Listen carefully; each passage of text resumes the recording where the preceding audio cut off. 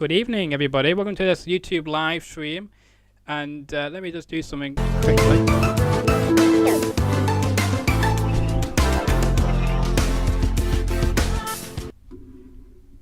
Sometimes we love live hours, don't we?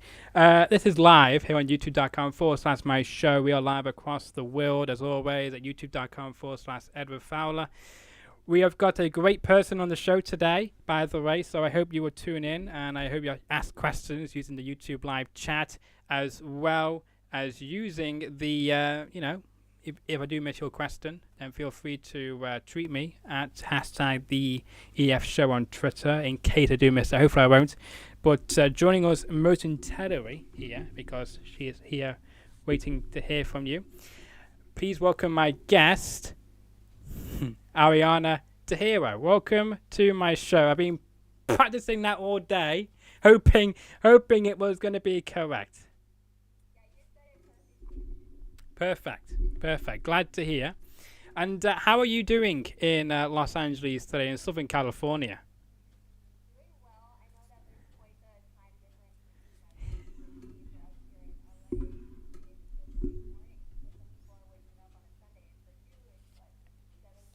Yes, it is exactly 7:02 in the evening here in the UK, because we get the best time zone. I feel like the West Coast, we don't really have many hours which we get to spend with the West Coast compared to the East Coast and the Central Coast, because of the fact of the hours. So many hours behind.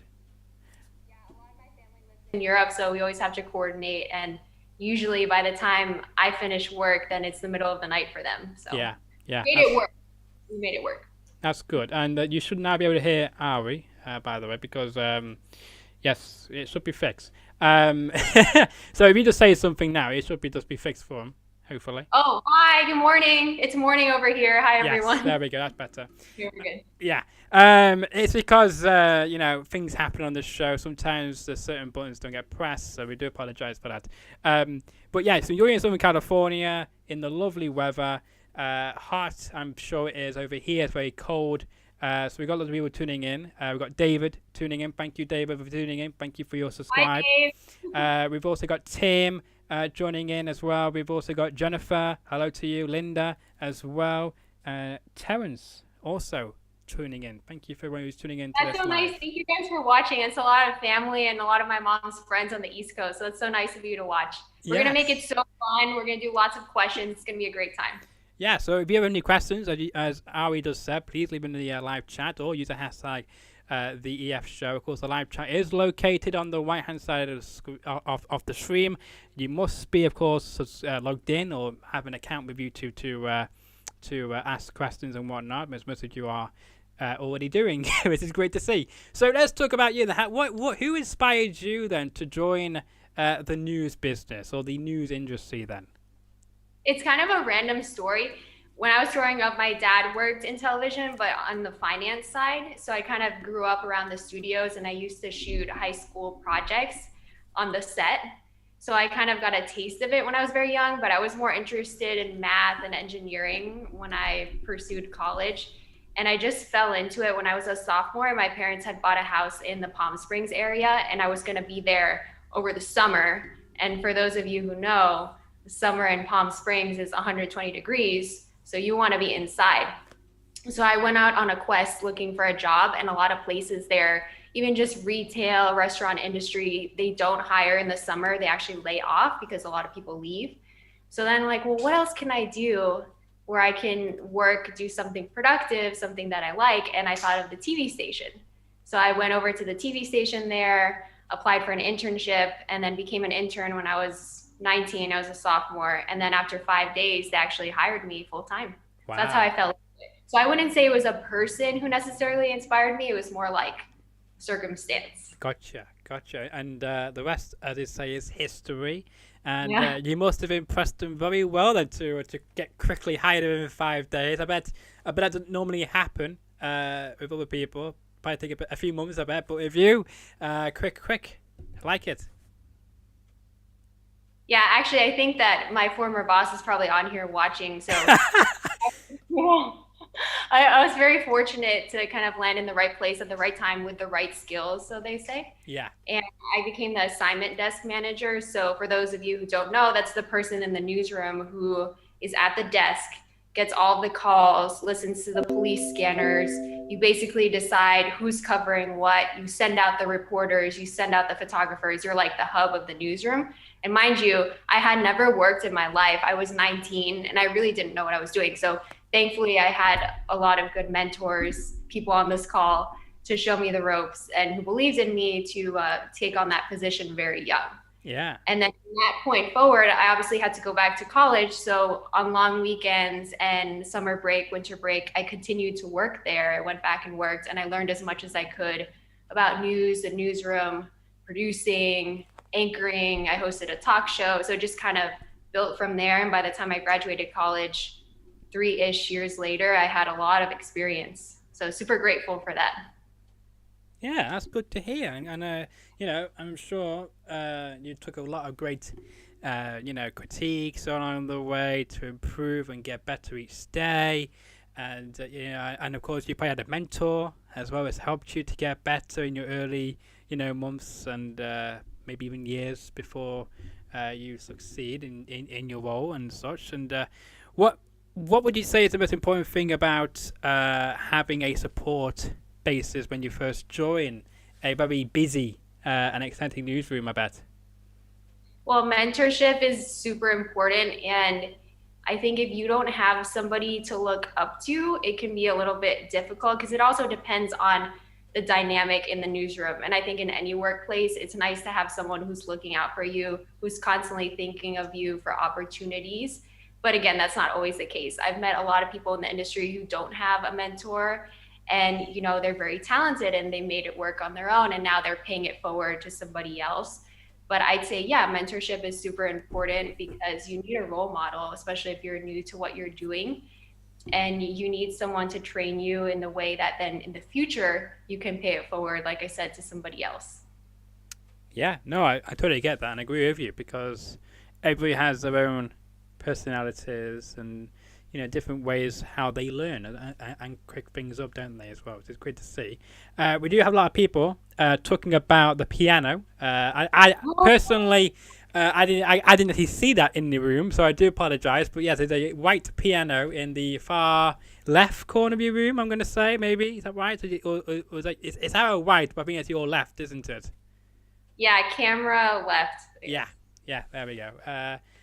Let's see. So people saying they're liking the piano, better story. People saying that you're the best in the newsroom as well.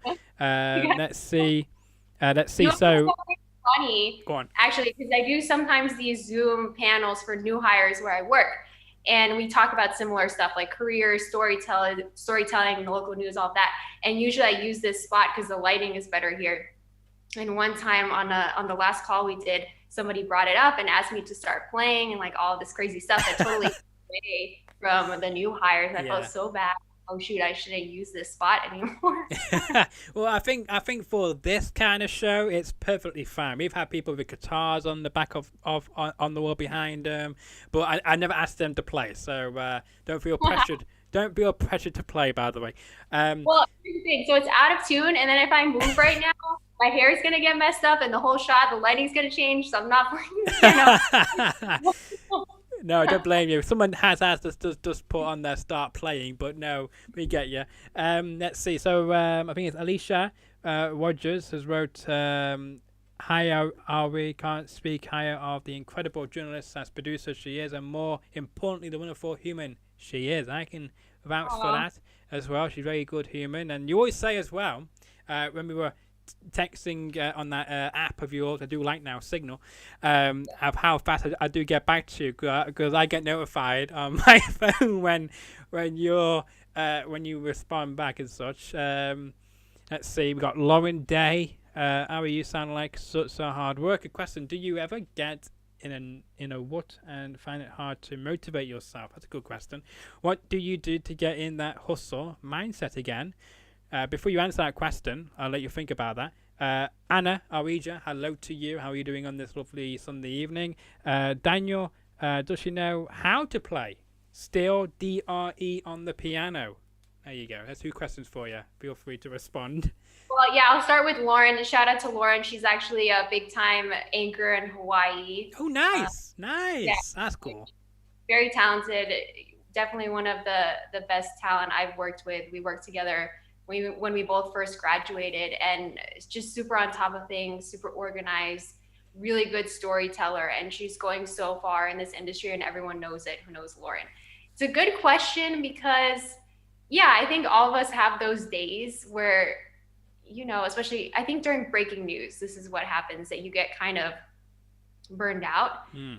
And especially if it's like, let's say, a wildfire and you're covering the same thing every day. And also you get kind of immune to the people's lives that are being affected by the fire. Yeah, there are certain times where, you just want to give up and maybe change industries.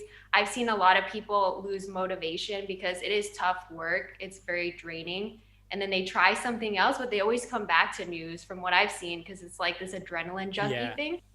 But yeah, I think we've all had days when we lose motivation. I'm grateful that we have such an amazing team where I work. Alicia's on that team. Shout out to Alicia. So it helps when you have, like you alluded to earlier, really good mentors and really good people to lift you up, then you don't lose motivation. And in our newsroom, it's so fun. We're constantly, we're joking around, we're having fun, we're having snowball fights, we're dancing, but we still get the work done. So I think that's the main thing, isn't it? Make sure to get the work done. Yeah, that's some I fun. kind of wish that people could see, like, get an inside look of our newsroom because it's way out there. I mean, it's just such a good group of people, and yeah, we have a great time, play jokes on each other, but it's amazing how productive we are. And yeah, that's what keeps my motivation going.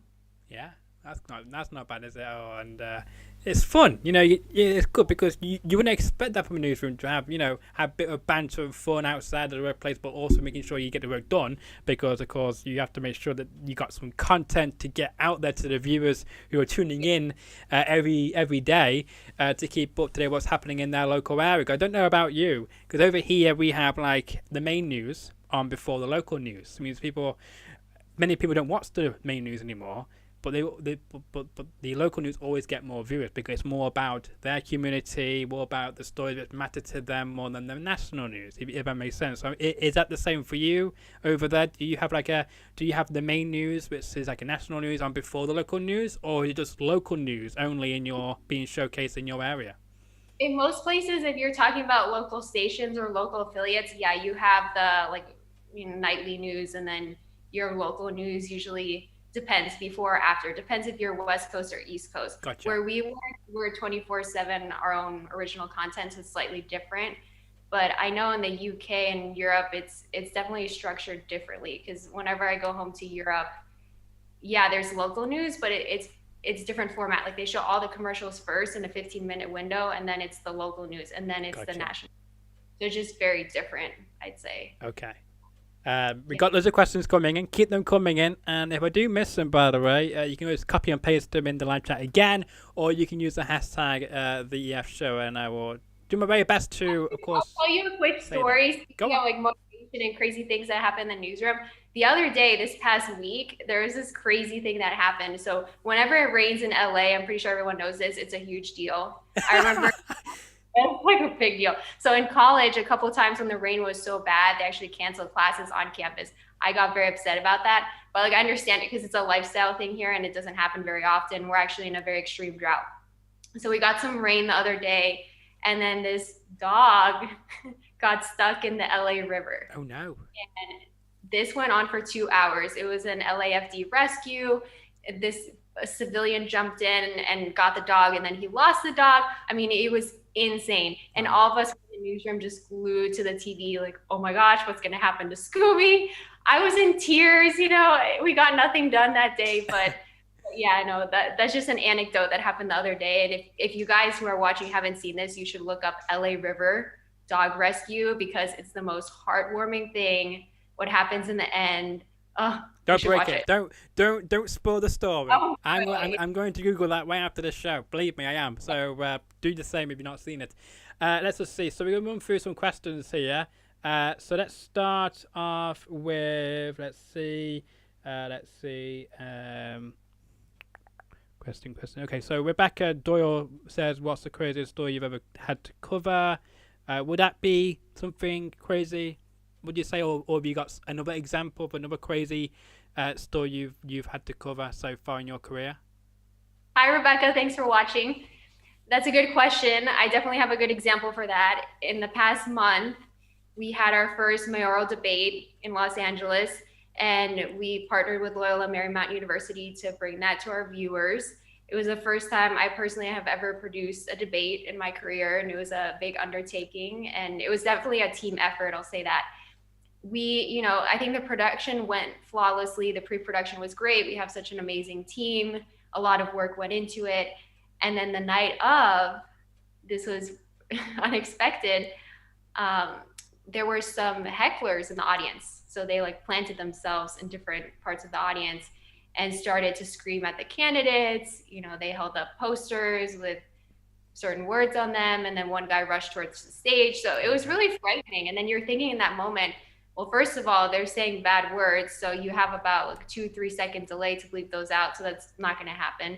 And then second of all, what happens if we can't continue with the debate and there's all these people watching, and you had to have a contingency plan? In the end, thankfully it worked out, and actually the conversation turned towards something pretty good. Oh, But good. I'd say for me personally, that was definitely the craziest moment of my career, where I started to worry, like, oh shoot, safety wise, what's Yeah, going to happen? And then production wise, what do we do here? yeah. And then Because go on. I have one other example. When I used to work in a very small market, one time, and I'm sure people on this call have had this too, I was working the assignment desk and I got a call, and it was this guy who had taken somebody hostage, and he was on the run, and he wanted to turn himself in. So we had to get the watch commander on the line and try to get him to a secure area. So that was pretty crazy too, because at the time I was very young. I'm like, oh, this is real life, you know? So Yeah, those yeah. are my two examples. I would not expect any of that you just mentioned there from what you people do. So it's quite fascinating just to sit back and listen to these extraordinary stories and the ways the outcomes happen. Very extraordinary. Who'd have thought that? It's much more quieter, I believe, over here compared to what you guys do on a daily basis, which I feel like is more eager, because I know in Los Angeles, I would say you're famous for the sun and the town where it never rains in Southern California, and for, of course, the place to be for loads of police chases. There's always a police chase in Los Angeles. I'm always watching them on Facebook and Twitter and whatnot, or all these different crazy police chases and how they're going to end. We actually don't cover those. Where I work Don't- currently, we I don't don't cover blame them you. at I all. don't blame you, because all the other networks all cover them instead. Yeah. Unless it has a bigger impact, Yeah. then no. No, Because I don't blame we you. don't have a very different threshold for breaking news. And I think people are resonating with that. Yeah. We're very much about community, hyper local, they say, storytelling. So you're not just putting up random things that don't affect people. No. I get that, because I know, like, because you guys are trying to be different as well, which is great to see, because all the other stations we have liked and seen in Los Angeles, they always cover the same stories or a different spin of them, or when it's live breaking news, like for police chases, they're always covering the same police chase as well. So Yeah, and that's nothing bad to be said about that. Everyone's style is very different. Nothing wrong with that. But yeah, we just do things in a very specific way here. And for me personally, like career wise, it's very fulfilling, very happy doing what we're doing, and it's very much storytelling, almost documentary style. So if you Yeah. have a big issue like immigration, we have reporters who are called MMJs, multimedia journalists, who are actually going out shooting everything on their own with their phones, with a camera, doing their own scripts, finding their own stories, pitching. They do it all on their own. So let's say it's immigration, they'll go find a character, maybe like a CBP agent, and then somebody on the other side too who's without status. So we're telling the bigger issue story through the eyes of characters who are local, who are impacted. And it's in result of that, it's very, down the middle, nonpartisan. And that's just our style. That's nothing to put down anybody else's. No. Yeah. Yeah, everyone has their opinions and different ways to doing stuff, which is great to see. And of course, the viewer gets to pick if they like what you guys are doing, or they can change channel and find something they enjoy, can't they? Have options, and I think going back to what you said earlier about local news, and Yeah. if people still want that, there's this research firm on the East Coast that did this whole survey looking at different countries, and local news versus streaming. And obviously, aggregated streaming is the biggest thing right now. Mm. But what they're finding in certain parts of Western and Northern Europe is that people, yeah, they're pulling the plug on cable, but they still want super, super local because they're not getting that from sources online. Yeah. So I think in the next 5 to 10 years, yeah, the landscape is going to change drastically, but there's still going to be this desire for super, super local content, which I know we're providing. And I think it's a good space to be in. And it's important. At the end of the day, it's really important. Mm. Yeah, most definitely, and I will say something here over here because called the BBC, there's a thing came out last year that the BBC News, national news, about 6 p.m. and 10 p.m. newscasts, which are the main ones, are getting less viewers for those, and that when it's like the local news at 6:30 and 10:30, more of the 6:30, more viewers watch that show than the other newscasts from the BBC because it's more about their communities and what's going on in their place, because people, I think, like to know more about what's going on in their own area than in other places in the world or in the country, kind of thing. Unless it's something major like like a election or an outcome of a big election or whatnot. And I think most people enjoy what matters to them more than what's going on in the rest of the country. I could be wrong, but that's what the poll I've seen from over here. Yeah, it's not just the older demographic either. I think it's a lot of younger people too who are so used to being provided with information all the time, like the biggest stories, you get it on your phone, you get push alerts. But then, yeah, you still have to dig for what's happening around you. Yeah, no, I get that. So I think we just covered that question, Conrad. I'll read it out anyway, but I think Ari has answered it. He said about question at 19 on the police scanner desk. What was the craziest thing you heard, and did you decide to cover it? Again, you can input that if you want to add something. I mean, my first example or second example speaks to that, but there are plenty of others. And just off the top of my head, there were sometimes people who would call in. It's actually kind of sad, but they would call in and just want to talk. Yeah. Because they might be lonely or yeah. whatnot.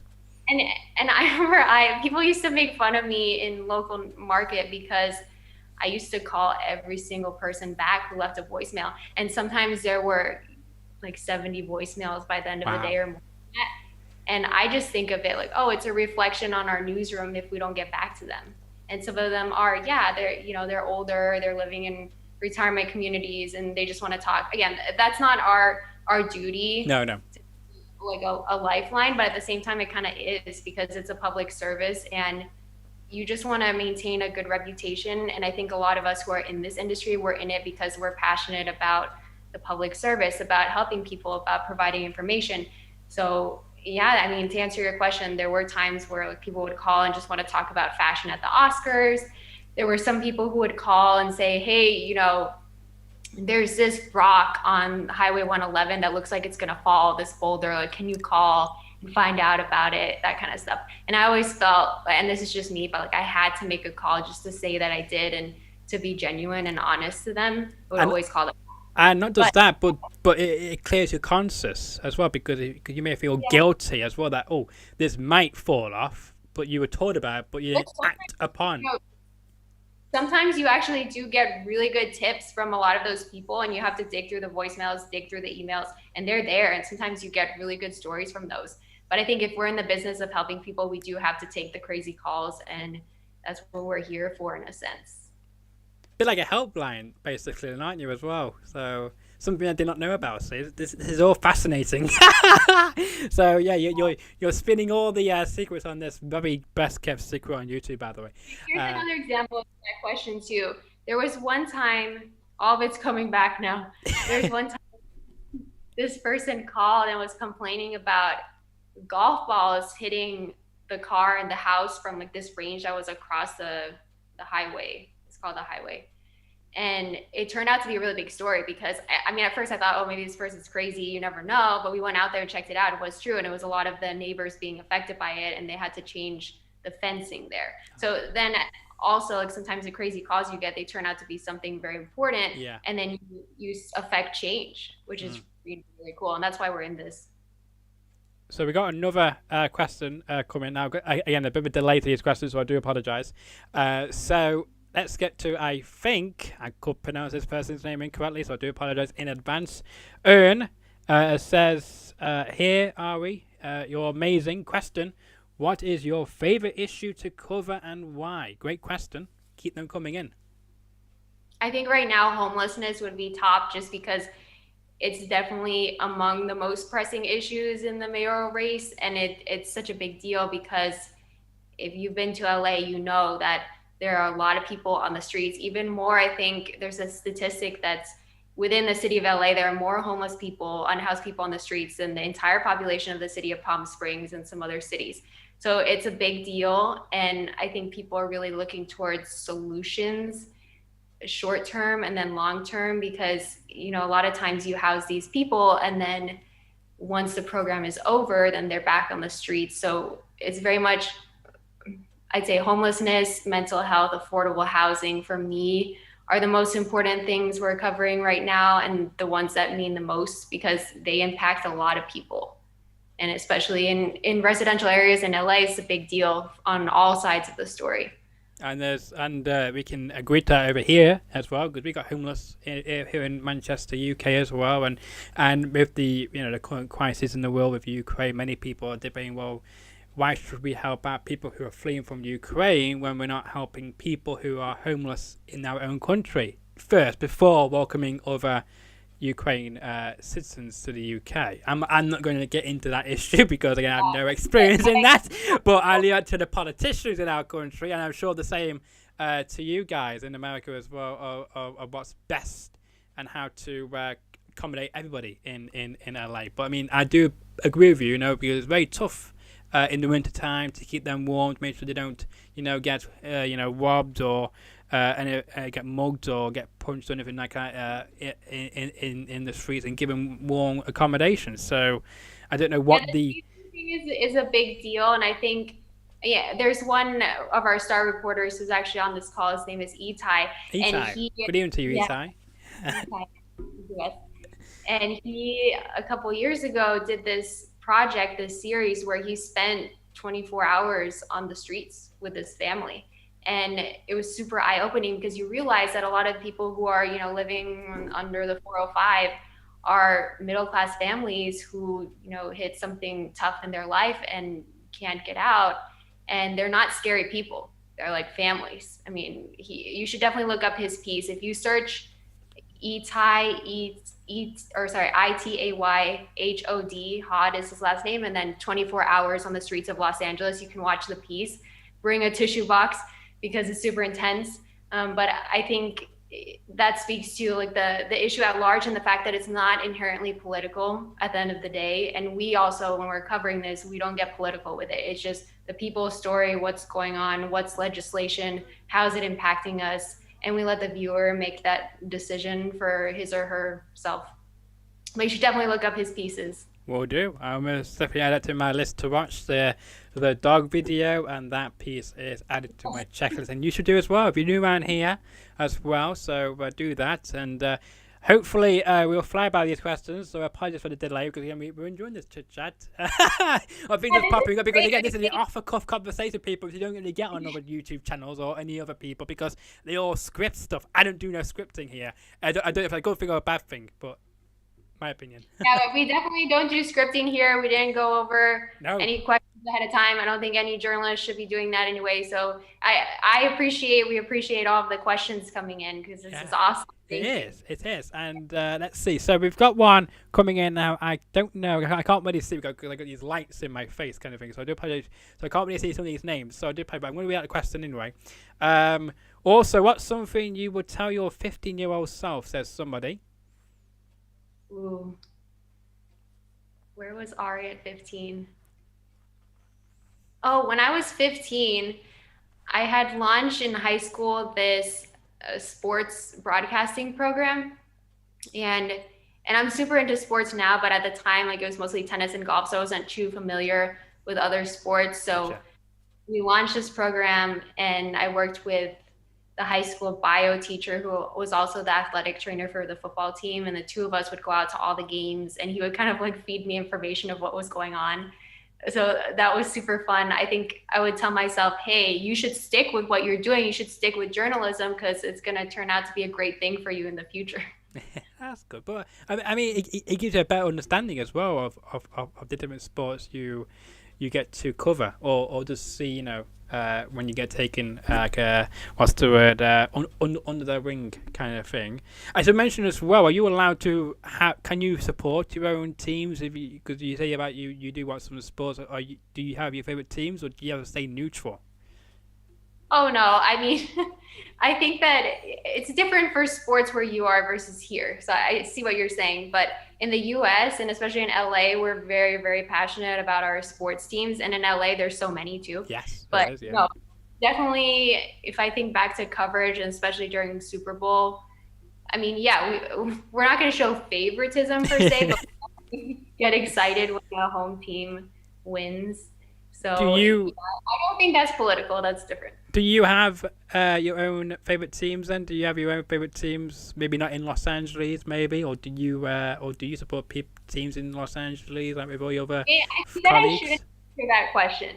I'm not going to answer that question, but I Okay. will say I'm a huge fan of the PGA Tour. I'm like obsessed with golf, constantly watching, and then Formula One too. I wake up very early on Sundays. Like some friends on this call, I think Catalina's on the call. She's also a big fan, so we'll wake up together and watch the race. So I like those two, and those are not team sports technically. So No, I'll answer no, they're not, are that. they? They're individual. Yeah. Um, on that subject, as I mentioned then about Tiger Woods as well, because he was saying about he might be competing. I don't know about the PGA's, but I know he's maybe competing at some golfing tournament, which would be quite good to see him back. I think it'd be his first tournament since he had that nasty accident, wasn't it? Yeah. Last year, wasn't it? I think, wasn't it? Yeah, I think I can kind of speak to that because I was covering the Genesis Invitational at the time. And for those of you who don't know, it's a tournament that's been in Los Angeles and Pacific Palisades for a while. And he actually took over the tournament, became an invitational, which is one of, I think, 3 on the tour. Wow. So it's a very prestigious tournament. Players are invited. The person who wins gets a bit of a bigger payout of the purse, more FedEx Cup points, which at the end of the season leads up to this big tournament with a very big purse. So it's a big deal. And I remember Tiger was there, he wasn't playing, and he had like driven up to this one, I think it was the 10th or something. We're standing there and he was standing right by me. And then, a couple of days later, he got in an accident and it was freaky. I mean, just imagine being next to someone and then that happens. And I mean, that can happen to anyone, but it was just really crazy. And the fact too that now, what, months later, I don't think even a year, just about a year, that there's talk of him playing at Augusta next weekend, and that technically still in the field of Masters. This is insane. I mean, this is like superhuman. So we'll see what happens. I mean, I know I keep checking the news every day to see anything about it, but he's in the field, so we'll see. And I know hopefully, he's practice rounds. and hopefully you get to cover it, or the next season, if he does play again, hopefully you get to have interview him, because I know you've interviewed some great celebrities. I'm quite jealous of some of the celebrities you've got to interview so far. And there's a question on that, which we'll get to in a few minutes. But I should also say I missed the question out. I scrolled too fast. So from the same person you asked about what's something you would tell your 15-year-old self. Before that question, the same person asked, you're the best producer and an even better human. You talked about people leaving the industry. Do you ever feel burnt out? No, I have, and thank you for the compliments, by the way. I try to stay very humble because, I all think the, it's Tato05 who's wrote that. So thank you for those questions. oh yeah.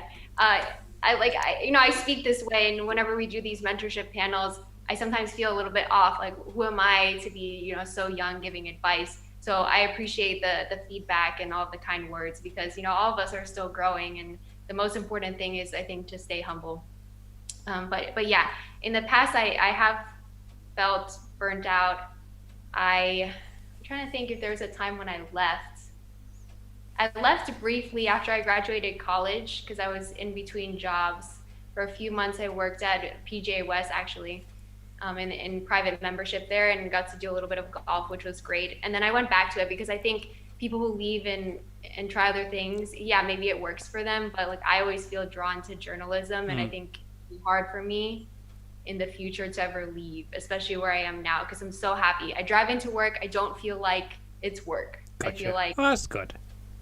there's a quote that says, if you do what you love, you never work a day in your life. So Yeah. that's how I feel. Yep, yep. That's good. That's good.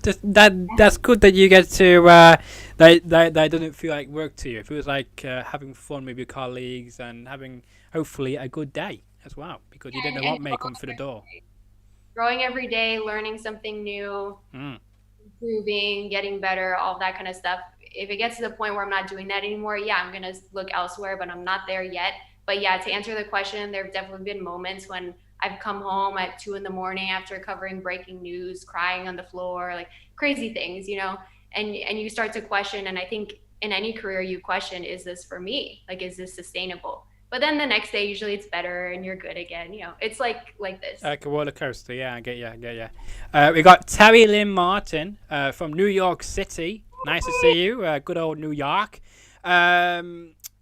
I think you answered this question earlier because they asked what are your thoughts on the future of local TV news in LA and beyond. I think you mentioned those thoughts before, so we kind of answered that question. But thank you so much for tuning in, Terry Martin. And if you got any other questions, then let us know. Eleanor, has the field of TV and film production always been a major interest? That's a good question, I think. Well, I want to say first, shout out to Terry because she's one of our strongest leaders on the East Coast. And her career definitely speaks to why some of the best people in the industry don't necessarily come from a broadcast journalism background, because she's been all over the place. She's just such a strong leader and so creative. So thank you so much for being on and for the question. For the second one, yeah, it's always been of interest, but I also, like I said, I have the kind of math engineering. I was a nerd. I was a captain of the math team Wow. when I was younger. Um, but yeah, You're very smart. You're very smart. That's what it's all about. it's kind of nerdy, but yeah, no, it's always been of interest, and that's part of the reason why I decided to come out to California. So means you were you from the New York area then originally, and then moved? No, I'm from Florida. Oh, you're from Florida. Means you're a bit more jealous, aren't you? You had the warm weather still. You had lovely beaches. Same in California. Same weather kind of thing, isn't it? Maybe a bit hotter, but you've got the same critiques as Florida did have. But originally, I wanted to do a double major engineering, civil engineering with TV production and combine the two, because I wanted to create a TV network, kind of like Current TV, where it was like environmentally friendly production. Wow. So that's still always in the back of my mind. So yes, to answer that question, yes, that could be something in the future then. Imagine. Well, if you do that, then you have to keep me posted, because I would love to watch it. if you decide to do that in the future, 'cause I would love to see the channel. Let's see. So we've got another question coming in. Let's see. Rebecca Doyle said, if you were born in a pre-TV era, what career path do you think you would have taken? Ooh. Rebecca coming hot with the questions. Yes, okay. I like these questions. All these questions are fantastic, by the way. So thank you. Good research on these questions, by the way. I like it. You are good people. You know what I'm realizing too, that not only do I have the blessing of good friends and good supporters, but they're very smart. Yes, they are more smart than I am. I would not ask half these questions, but there you go. So I'm learning something new already. A pre-TV, I'd like to say ideally, if we're pre-TV, I would be involved in the evolution of television.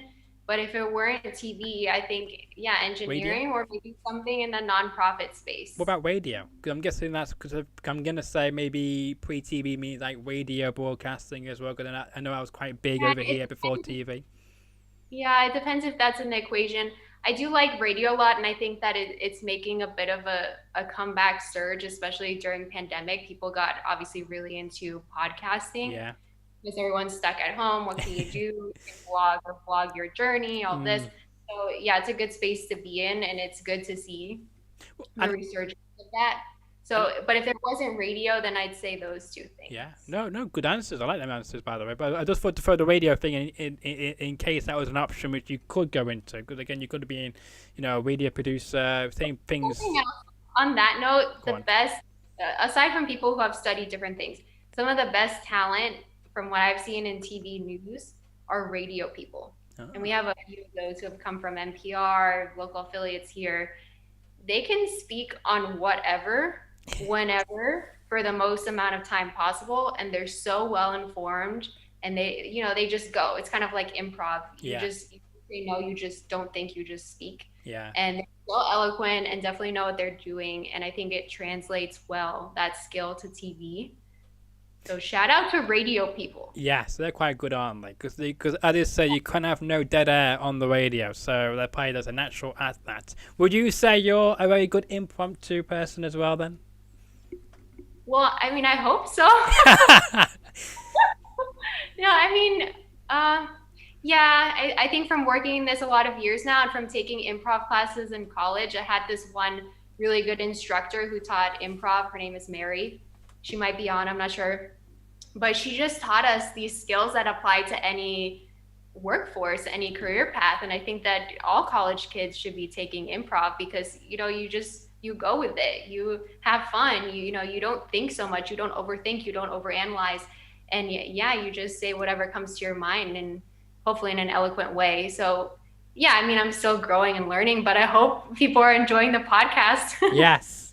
Well, I don't know what this show is called. Really, all I know it's on YouTube. But again, people might call it a podcast. They might talk might talk like a talk show or an entertainment show. I don't know. It's under any category basically. Let's see. So let's see about this. Christopher Preston, I think, or something like that. He says, "Who is your favorite person to work with?" That's a good question. Oh, that's CP. He's our director of the show. He's also a super golf fan, and so, he might have his opinion about the about Tiger Woods then as well. Maybe down below. We talked about it on Friday. That's so funny that he would ask this. Favorite person to work with. Because he's expecting to say him probably. That's why. Yeah. Huh. To be honest, and I'm not trying to be cliche, it's just so hard to choose one person because every single person I work with now, we're all best friends. We've never fought, which is so rare. We have disagreements on content, which is great, which should happen. Mm-hmm. Discourse is good, civil discourse, but we're all best friends and we like each other so much that we hang out outside of work, which is weird, right? Because you spend 8+ hours with these people every day, more than your own family, and then the day ends and you want to go out and you still want to spend time. So to answer who my favorite person is would be tricky for that reason. I guess I could say, if I want to be diplomatic, my mentor who actually brought me here, who recently left, was definitely. Yeah, but no, on to bigger and better things, which is great. But he was definitely our heart. And every day I came into work and seeing him there was very uplifting. So maybe I'll say him, remain nameless. But CP is trying to corner me in here. Well, again, as I would say here many times in this show, anything can be asked on this show because all questions are welcome, uncensored, unedited, and certainly not rehearsed. Let's see. So we've got Sivi, I think I pronounce it maybe, but she's saying that she's from Prague, I think. Oh, hi, that's Sylvie. Hi, thank Sylvie. You for watching. How do you manage your time? What's your tip for good time management? Another good question like that. Sylvie also has experience in journalism in Prague. Oh, nice. That's a good question. It is, isn't it? I like it. Yeah, I mean, these are all great questions. They are. Keep them coming, please. We could be here all night. I think time management is just so important, especially for any career but TV news, because you have these deadlines that I think a lot of people don't understand.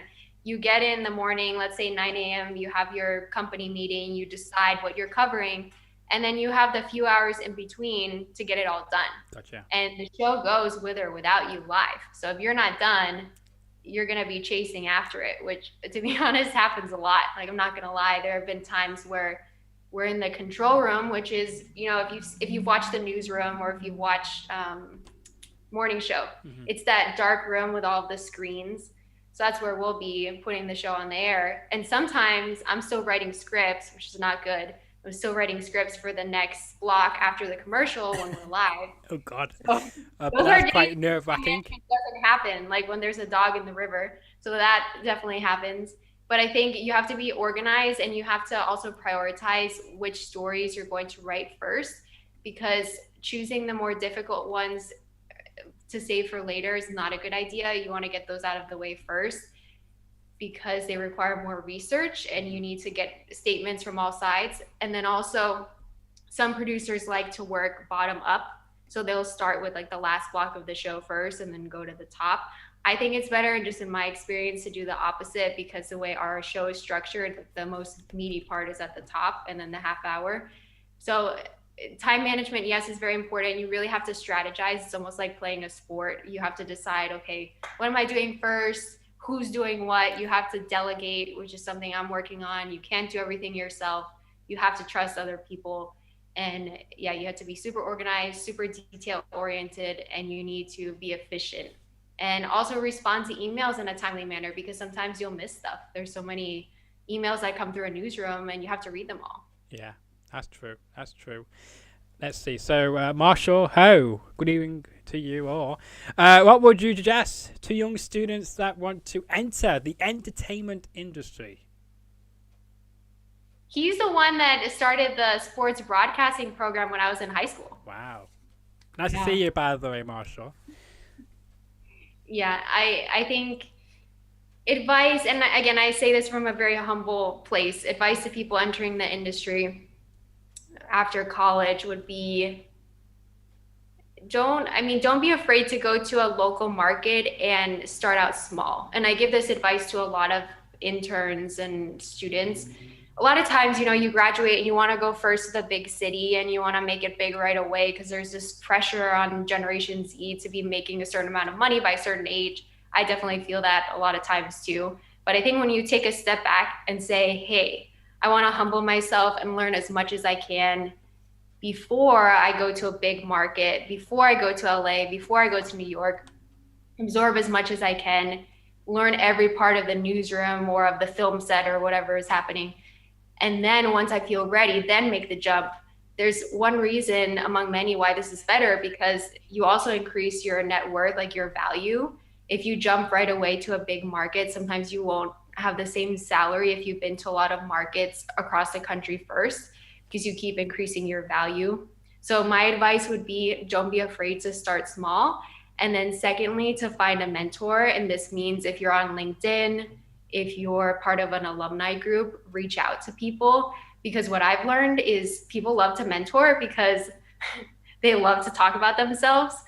Just being honest, we're doing this now. And so yeah, they'll always be willing, if they have the time, to talk about their career and how they got there, and also put you in contact with people who will help you, jump along in your career. That's definitely happened for me. So That's I'd say good to those hear. two things. Yeah. Start small and then find a mentor. Yeah. That's good. That's good. As we mentioned before we get into more questions, I want to say that how you being able to, work your way up to senior producer of a flagship local news show. That's what I'm going to say. Have you? Do you always find it interesting when, like, for instance, when something goes wrong on the show, like maybe a blooper happens, or when when a lower third you may be showing doesn't show the correct content, or it shows the wrong image, and how you been able to cope with that when it happens? Do you get very nervous, or are you able to get it quickly back under control, or do you think, oh God, how am I going to correct this? Our viewers not going to watch this. Are you going to rush to a commercial and then make sure you sort the next package before it comes on the screen? That's crazy you asked this, and also I'm very impressed that you know the lingo, lower third package. Yeah, the lower thirds and the news ticketer as well. Yes. For the people on the call who aren't familiar, lower third is, I'm sure you're seeing this on your screen now, but it's the graphic that's the lower third of the screen, and it has whatever the title of the person is or the topic. There's one incident that happened last week, and it was definitely a team growing moment. I think some of those people are on the call listening, but we had one typo, and yeah, it shook me personally because it was bad. Oh, And somebody posted it to Twitter, oh like a no. picture, and it was super devastated.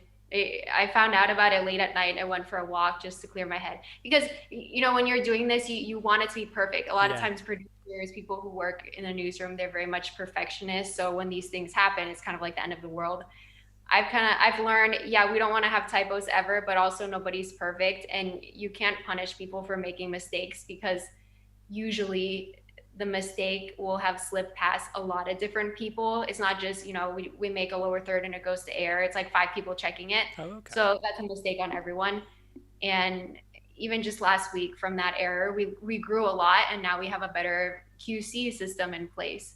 But yeah, when those things happen, of course it bothers me. And yeah, they happen a lot. And I think that you get used to it and you say, okay, we're gonna grow from this. How do we get better? How do we check things better? And I think it's a credibility thing. But viewers understand, yeah, everyone is human. It's not like robots making the news. So I think they sound great, right? Yeah, But and you might even make it onto a YouTube channel, by the way, because I do watch a YouTube channel. I can't give you the name of it, I can't remember it, but I type in news bloopers, and they do yeah, like a monthly blooper reel of what's been happening on. I mentioned sometimes they show the BBC sometimes, but mostly American news, and it's quite funny to watch what happens. Mostly it's more of the presenters who make things interesting, or it's the environment they are reporting from. It also makes them for entertaining TV. But I mean, yeah, there's been times when I've seen, for example, Sky News, when they've had a typo on their screen, which is quite funny to laugh at. But obviously, we all know that it happen from time to time, and that somebody didn't check it correctly. But it happens every now and then, doesn't it? But it makes for just some good entertainment every now and then when we need it. and I'd say like a good advice for that is to keep it light and laugh. Yeah. I mean, just laugh at yourself. Don't be afraid to give yourself space to make mistakes. And Mm. as long as it's not happening every day, then and you're growing from it, then what's wrong with that? I don't know. Probably in a few months you'll look back and laugh at what happened. I'm already doing that from last week, or at least Good. I'm Good. myself. Good to hear. 'Cause you Yeah, can't you can't hold a grudge with yourself forever. You got to think it through. Think, okay, let's try not do this again, and then you just make sure it doesn't happen the next day, and then you can laugh back at what happened last month or whatever kind of thing. So it's quite good that you don't hold a grudge against yourself, because that would not be good for your mental health or for your own body, really. right. Yeah, and I think people don't realize too the amount of stress in a newsroom and what goes on during a live show. It's hard to envision unless you've been inside a control room or you've been on set and your talent and your teleprompter goes down. Mm. It's a lot, and you have to be really good, like we are talking about thinking on your feet and improvising. And yeah, sometimes there are communication lapses and things fall through the cracks. But as long as you're keeping the ship afloat and you're still live and you're on the air, things are relatively good. Yes, that's the main thing, isn't it?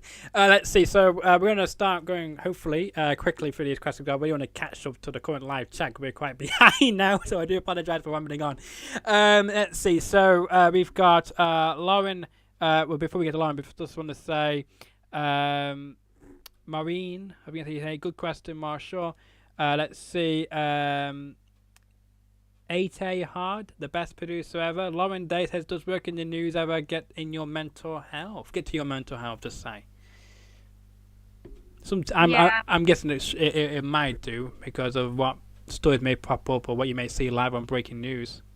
Yeah, and sometimes, you're watching a feed or you have access to images before other people do, can be very scarring certain things. And also when you take a step back and say, hey, am I, like I said earlier, immune to this? Does this not bother me anymore? Is there something wrong with me? Am I a bad person that I'm not crying over this?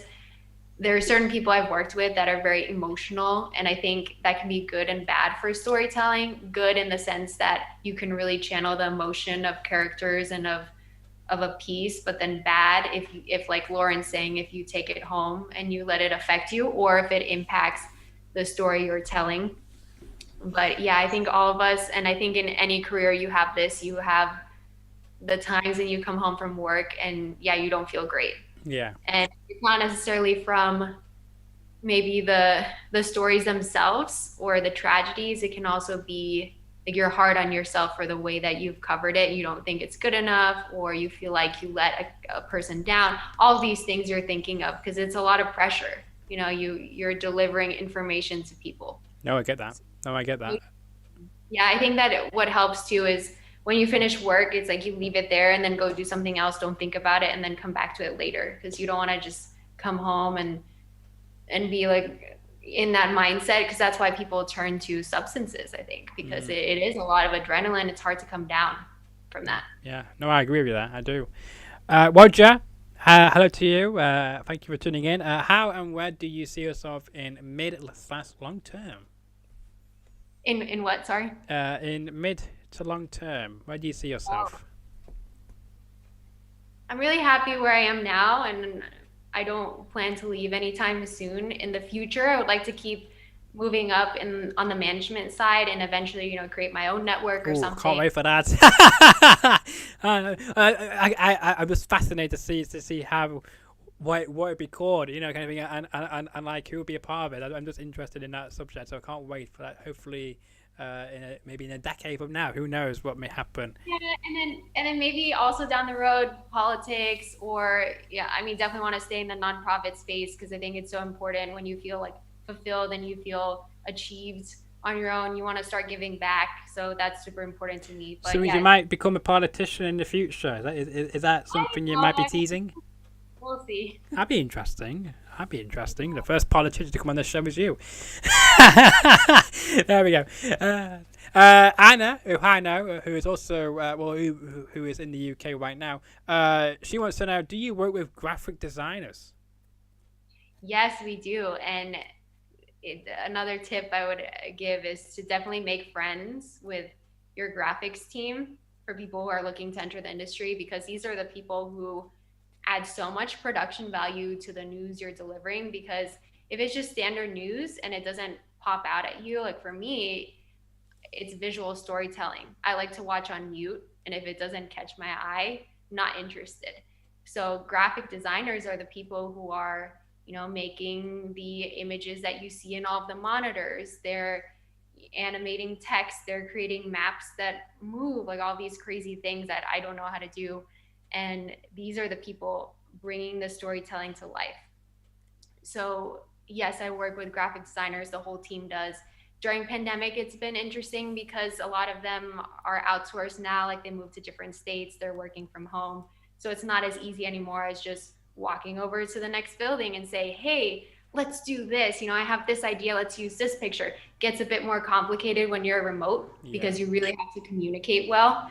That being said, when I worked at the network, our team was 75% in Atlanta and the rest of us were in LA. So everyone was remote. And Gotcha. if you had a graphics request, it went through the system and you had to just be very super detailed about what you wanted. And then it's like, okay, I hope it turns out well. But here graphics are super important. We're very much into augmented reality, into a different story specific graphic for every single story. So yes, we definitely work very hands-on with our graphics team, and they are the best people, so talented, so good to work with, and just have a great eye for what really pops on screen. Yeah, I get that. Let's see, Lauren Day. Loads of questions from Lauren Day like this. Another good question, I have to say. What do you enjoy doing that's not news related outside of work? There's life outside of work. uh, here. Well, I like to play tennis. I like to go to golf tournaments. I like to host events. And a lot of my friends in LA work in the political sphere. So going to a lot of political events, supporting them with fundraisers, and also volunteering. That's something super important to me. And what else do I do? During pandemic, it was kind of tough because if you're used to constantly hosting people and going to events, it can be a little bit, I think, tough on the ego, which a lot of people experience. It goes from all this hype, being in LA, this event, this premiere, and then to nothing. So it was a challenging time for a lot of us. But yeah, outside of work, philanthropy, hosting events, playing tennis, yoga, I don't know. Kind of boring, right? Well, Christopher, your director, wants to know how is your golf game going? It's funny, Chris asked this because the other day we are all talking about the new Top Golf facility that's going to open and really close to our workplace. We could walk there almost, be a long walk, but it's very close. And it opens in a couple weeks. So we're all, waiting for that to happen so we can go over as a team after work and hit balls because it's going to be one of two in the country that has a course attached and has a 5-tier range. So it's going to be super cool. The other one opened on Ontario recently. And yeah, this one is coming soon. So, and it's good team bonding as well. So yeah, we're gonna do some team bonding, and the game is gonna get great when we do that. Can't wait. Hope it goes well. Anna says it's so bad in LA with a sad or sad emoji. With homelessness, everyone should have shelter for free, in my opinion. She says that's her opinion about the homeless issue in Los Angeles. Wait, that everyone should have what for free? A shelter. Oh, shelter. Okay. Dave, question: you are so well spoken and at ease. Do you want to be more work in front of the camera? I'm very happy behind the scenes, and I've done both. I started out on camera and really enjoyed that. It was very fun, but I realized that for me, like I do like managing and I like mentoring and cultivating talent behind the scenes. Where we work now, it's kind of nice because it's not a union shop. So if I want to go shoot a story, I can and I can front it, but there's not a lot of time for that. I think I'm happy doing what I'm doing, and we'll see what the future holds. Indeed. Dave says, Italy. Marshall Ho, you have come a long way since high school broadcasting. I'm so proud of you, Ariana. Jennifer, glad to see you again. Ari, love how genuine you are. Marshall Ho, you remember. Yay. I don't know what, I can't remember what my may have been regarding. Again, this is a bit of a delayed chat, so I apologise. I'm trying to get through everybody. We've got Ari, love, with a love heart, miss and love you. Ariana, I think that's how you pronounce it. Dave Garber, somebody else, different Dave this time. Yeah, Reva. Joe Miranda, from all of your travels, adventures, which destination has been your favourite? Well, shout out to Dave Garber. He was one of my professors at LMU in screenwriting and definitely taught me a lot of skills that I'm using now. A very creative person. He's also an author, and you should look him up because I think you would enjoy some of his storytelling. That's a really good question from the Mirandas. We used to travel together back in the day. I think my favorite travel memory is probably with them. I think probably somewhere in Northern Europe because we went together to Russia. And I'm just thinking of that now because I have friends who are stuck there. And I'm like grateful that we got to go there when we did. But we also have some pretty funny memories. And I'm just now going back getting nostalgic because to be honest, I don't travel much anymore because constantly working and started very young working when I was in college. So I don't travel much anymore. But I guess to answer the question, all of my favorite travel memories are with that family. So take your pick there. Let's see. Ite says with a waving emoji and thank you. He says Terence Richards, so proud of my cousin. Ite Hard. It says, what do you look for in a story? What makes a good story in your mind? Good story. When we're talking about the pitch process, and to explain that a little bit, our reporters they come up with their own pitches and they have their beats and they fill out this form that has like the character, the topic, the angle, the setup, all these things. And then in other newsrooms, a lot of times the assignment desk will just provide the story of the day. So here it's very much independent working style and very like hands-on from the reporters. What I look for in the pitch process would be a relevant story and a really strong character and then a supporting character, because you can kind of tell from just seeing it on paper, is this going to work or is it not? And a lot of times the story doesn't have to be that compelling. It's the person you profile. As far as later on in the process, what makes a good story is the visual storytelling. So Itai is really good about the visuals. He sequences everything, meaning even if he's shooting on his phone, he's doing 10-second shot of the face, of the hands, over the shoulder, so it comes together like a mini movie. And so you want to be able to watch on mute and understand what's going on and be compelled by it. So I think those are the two things that you'd be looking for in that process, like along the way. And like I said, he's a great example of that. You should definitely look up his pieces online because among the best storytellers there are out there are on this call. Ah, I, there we go. There we go. You're here first, ladies and gentlemen. Thank you very much for tuning in, by the way, to all those great storytellers. I mentioned to you before there was a question on the live YouTube chat. I've somehow missed that question. It was something to do with celebrities, and it was to do with, because I've seen the question before. It was about which celebrity have you enjoyed interviewing the most, or something on the lines of that. It was. I can't remember. It yeah, I think was on the YouTube chat, but I somehow missed it, so I apologize for that. yeah, I remember that came up, and I probably just started talking about something else. Favorite No worries. celebrity? Oh yeah, because we were talking about Tiger Woods. I got distracted. Yes, that's right. And then I said that I've seen that you've interviewed some great celebrities, which I'm jealous of. And then I was going to ask you about that, but then it's disappeared off the YouTube chat, so I apologize. Uh, Favorite celebrity. I think for me, the most exciting moment of my career at the time was 2016. I think I was a senior in college at that point, or junior. I don't remember. But I got the opportunity to interview Bernie Sanders when he was running for office twice. Yes. And right before or running for president twice, right before he conceded the race, talked to him again.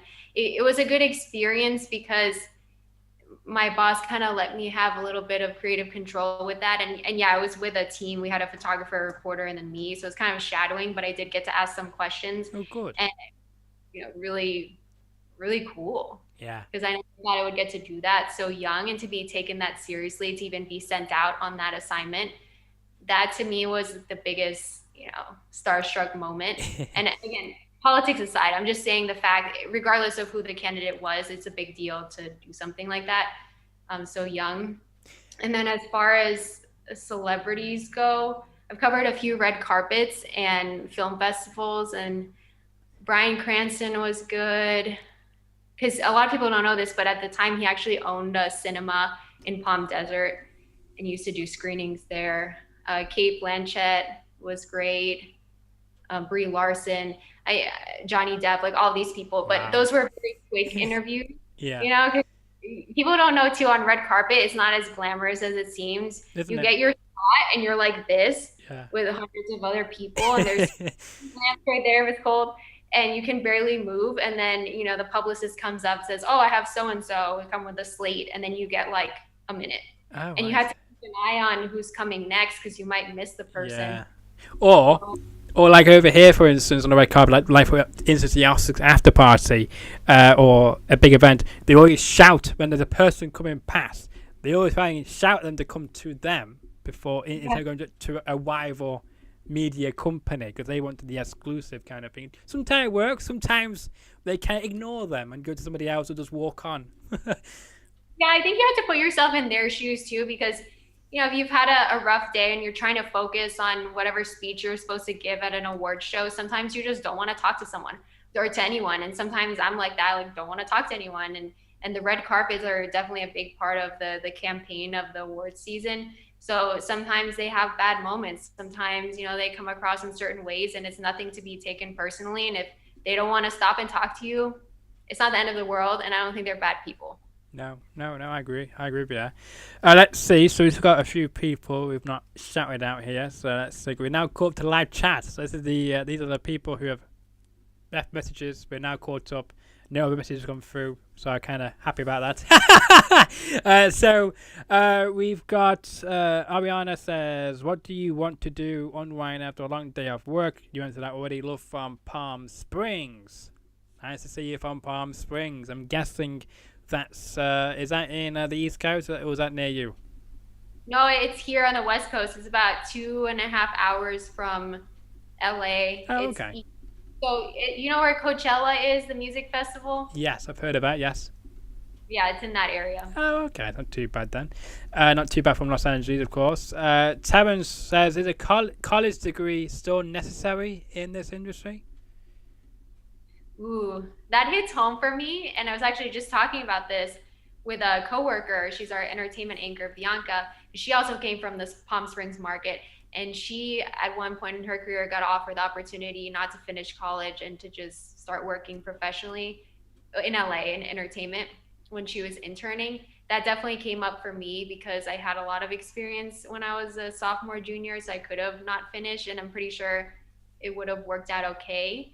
That being said, I'm very glad that I did, because when you, in my opinion, when you enter the final 2 years of college, you're learning a lot about yourself and like independence and life skills that I think if you cut it short, perhaps you're not going to get. Again, that's in my experience, so I'm glad I did finish. But there were definitely days when I was a junior and I was back on campus living in the dorm where I was really upset because I felt like I'm going backwards. I could be, at the station anchoring full time and getting that experience. By the time I'm 21, maybe I'll be at the network. And I kept thinking that. I'm like, oh, I'm so bored here. I don't want to go out with friends here. I don't want to study. There's definitely a lot of that where I had kind of regrets, like, oh, should I have not continued? But again, in my experience, I'm glad I did. Definitely, I think it's good to have a college degree. Not for everyone, I will say that. Some people, it's just not for them. But it does help you more so with life skills. And I think if you study something completely different, if you want to go into entertainment or news or TV, may be helpful. It's kind of like the people who study art history and then become doctors. Sometimes the craziest backstory really informs what you're doing later. Before we move on, I want to mention about you've interviewed, of course, Keith Urban as well. I'm surprised you didn't mention him before on Zoom.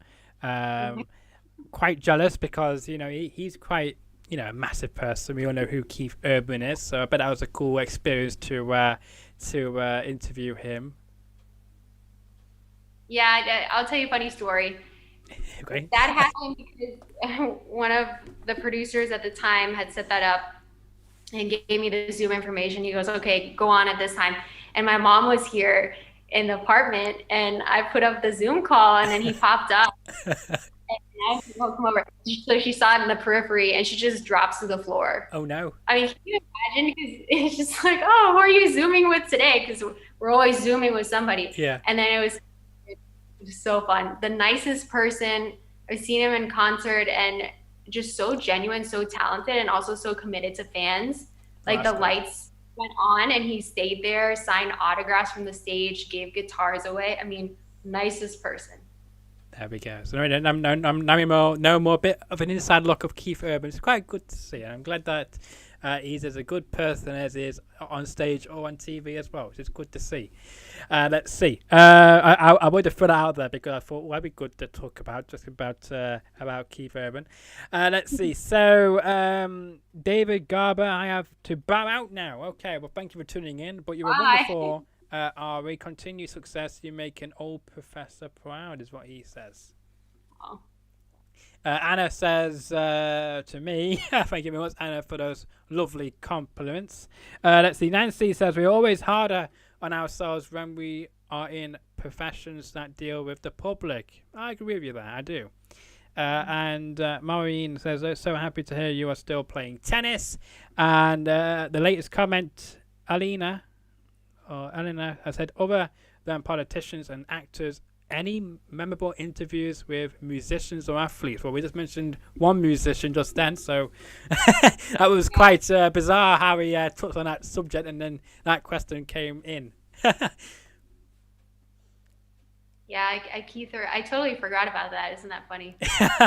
How long ago was that? When you interviewed him? I think it was like a year ago. Oh, now. okay. But I'm thinking more of interviews in person. That's why, not Zooms. Gotcha. Yeah, because on Zoom you can't really have the same vibe, can you? Than in person, I guess. Yeah. I think that a lot of the Zoom interviews, at least for our entertainment team, they've really strengthened editorially the skills that team has, because you have to create good sound bites, because it's very different than being in person, be able to get the shots that you want. On Zoom it's just a static shot, so how do you create a piece from that without just shoving wallpaper video on there? So it's really led to some creative storytelling, and also things like having the subject from far away shoot his or her own video and then send it to you.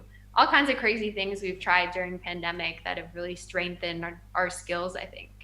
Yeah, most definitely. Dave S. has said, Ari is supportive in the newsroom, a true leader, but a team player all the same. And I will say as well before we wrap this up, because I'm sure people are wanting to do other things as well as Ari probably want to do other things as well. Before we hang this up, I want to make sure that I've not left something out. So you've Does produced anybody some. have questions about, I don't know, crazy behind the scenes things, like salacious things you want to know? Less about me, just more about the industry or something like Yeah, that. well, I was going to say because you produce some big events. You know, you mentioned about the mayor, the first mayor. Let's see, debate. You've done some fires as well. But what other big events have you had the chance to produce so far? Elections. Just So elections, okay. yeah, elections, we've done a few so far, and then obviously midterms coming, so that'll be a Yes. big deal. Soon we'll be interviewing Gavin Newsom. Then I'm guessing in the future. That's cool, you know, our governor. Oh yes, Hey. I know the governor in California. I don't know him personally, but I've heard of him. I had to make it on the record. Then don't want to say something, and then I had to, and then someone asked me about, oh, can you get me in contact with him? Like, no, I don't know him. Well, elections are great because, and actually, if you want to talk about stressful moments, there have been times with elections, especially the first one we did as a new network, where I ran to the bathroom crying. It was like crying in the stall because it was that stressful. And you have, 12 live shots, you have commentators, you have Zoom interviews, you have augmented reality, you have to be keeping an eye on the results. I mean, it just, your head is spinning. And then also, you don't want to make the wrong call or call the race too soon. It's all this stuff that's just insane. And plus, it goes on for what, 8 hours because you don't have the results on the West Coast until way later. Yeah. Those are definitely events that I've covered. And again, that the team has covered that have been very stressful, very fun. Well, And they once, also say, sorry to interrupt you, I'm just going to say, they also say as well that sometimes the California vote doesn't always matter. wait, say it again. Sorry. I was saying that they've said on main news media, sometimes they say that the California vote doesn't always matter Oh, in the end. Do you feel like that, or do you feel that the California vote is quite crucial to the outcome? no, I mean, I guess not for the bigger races, no. But if you're talking local elections, it's super important, our votership here, because when you're looking at congressional districts, there's been a lot of change in, for example, Orange County, some parts of northern LA, Ventura County that have been historically one way and have flipped. And there have been runoff elections that, it's by this margin. So yeah, our votership here does matter. I think if you're looking bigger picture, okay, I understand because of the way that California leans. But our local races are very important because these are Congress people representing us on the Hill. Yeah. You may have saw the wrong graphic show up there, 'cause I was trying to see if that was a graphic going to show up under there, so I apologize for that. I sort of removed it beforehand, so apologies if you just saw a Hey, split that second. happened. That happened. Yeah, I thought it was going to show up because I thought I didn't. I was thinking I don't think I removed it, so I just clicked it just to see what happened. I was hoping it was not going to be there, but it was there, so I apologize for that. I quickly moved out of it. You might not have saw it. You might have saw it for a split second, but it wasn't there very long. Let's see. So Dave says, okay, you won Celsius. How do you deal with SOBs and jerks? They exist in the newsroom tool. Two, to say. I've wrote with plenty. And Anna R. Also wants to know about some sorceress stuff behind the scene that you mentioned before. We don't have any mean people where we work. And I'm not just saying that because this is going to be publicized forever. But Well, it might be. I don't know. This time I might disappear soon. You never know. we don't have mean people. Even people have come across kind of, what's the word? Not bitter, but like very black and white, not that friendly.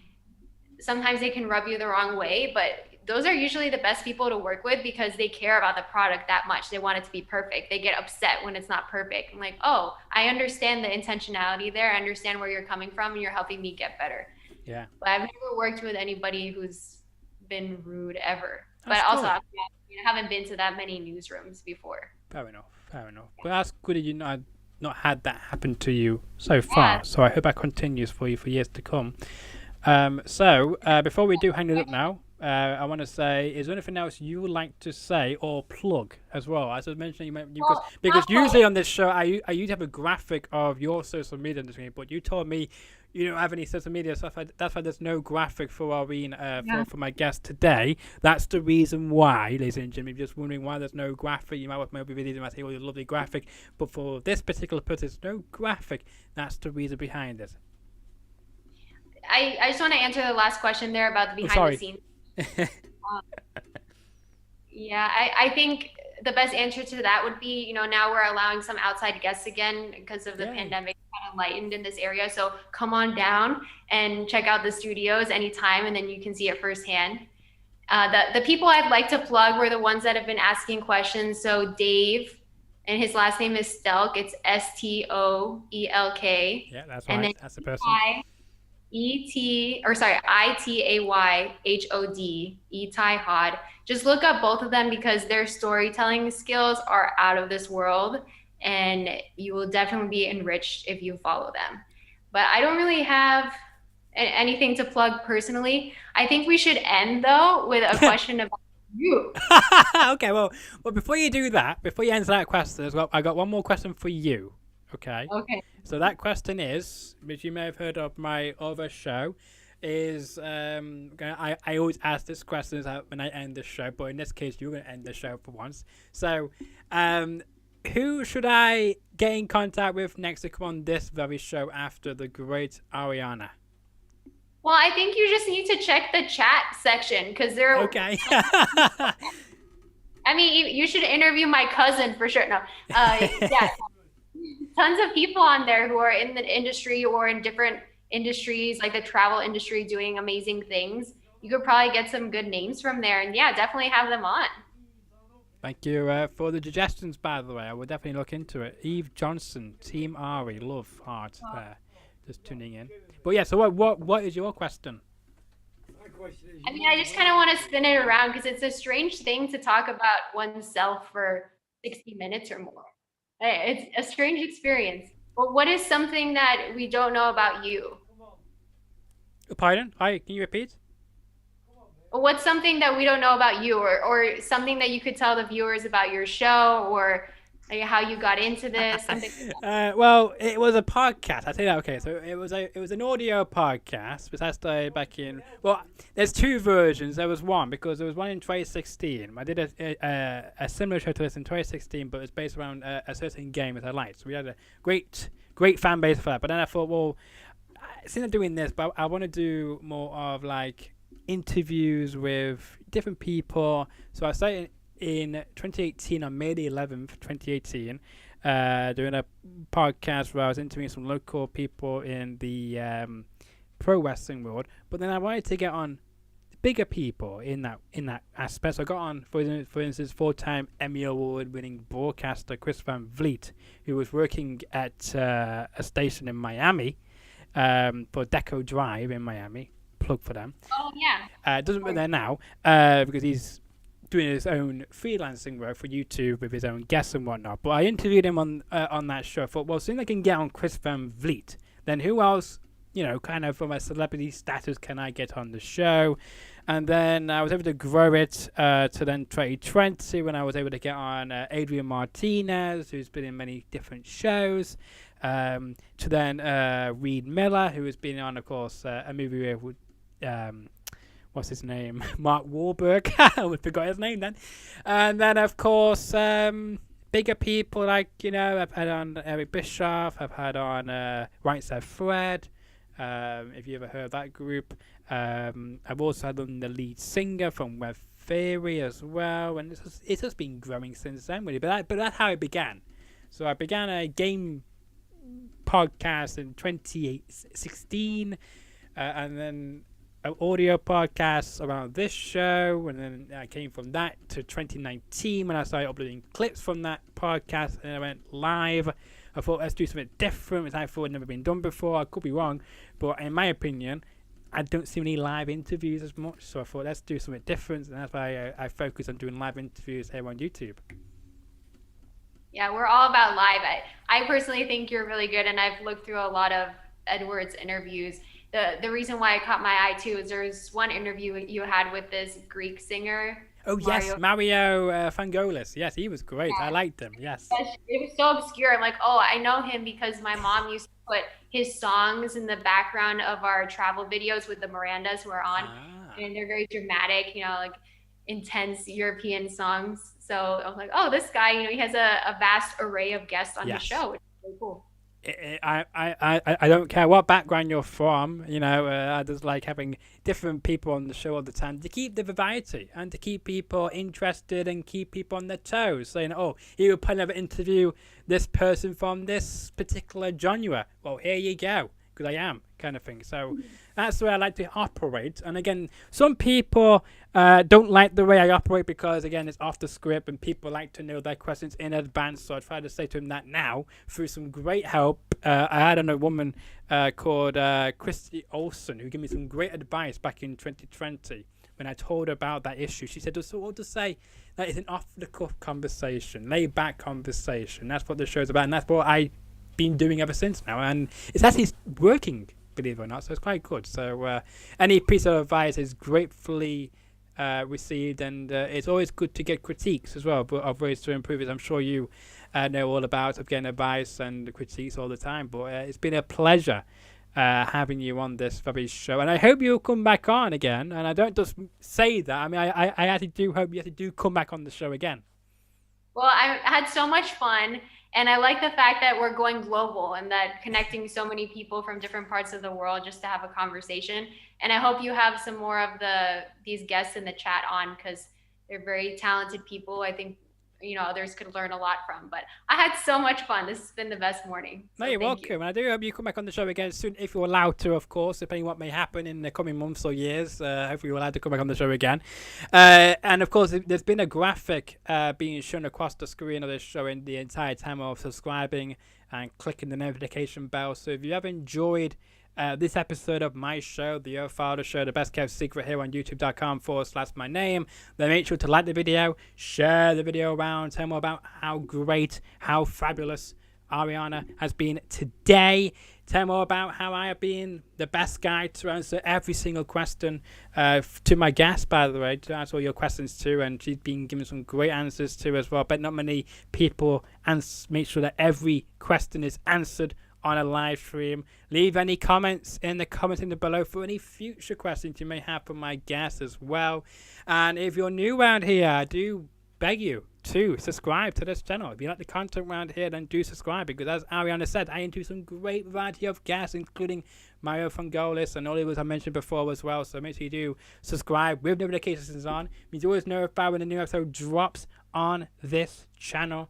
And I should be live again soon in a few weeks as well with some great people. So I'm looking forward to announcing those on my social medias across the bottom of your screen there on Facebook, Twitter, and of course Instagram. There you can see. Hope to see you around in a future episode. And for more of us here from my show, enjoy the rest of your Sunday morning, afternoon, or evening.